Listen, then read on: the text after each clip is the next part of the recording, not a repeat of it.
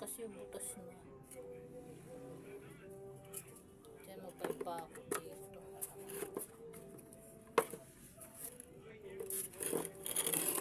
Hindi na pantay nga ni.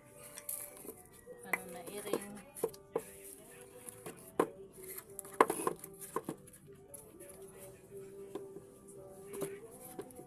Hindi rin pantay ang sahig dito guys.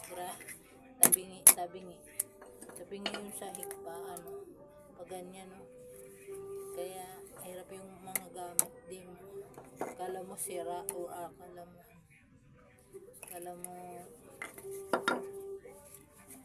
tinagilong. Alam mo hindi pantay yung paa.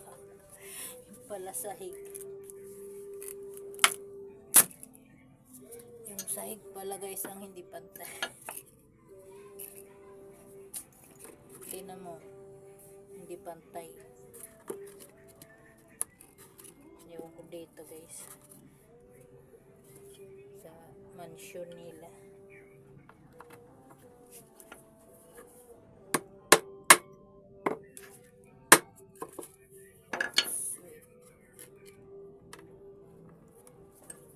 Huwag mabaluktot.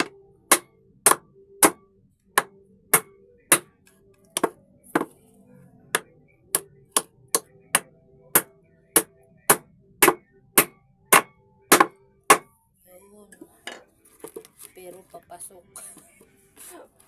Papasok yung ano niya. Ganito gagawin natin. Oh, yan. Kaso kasi butas. Tapos ano na. Wala ibang kahoy. Kaya tiyaga. Kailangan tiyagaan na. Kasi walang ibang kahoy at tabingin na nga ni.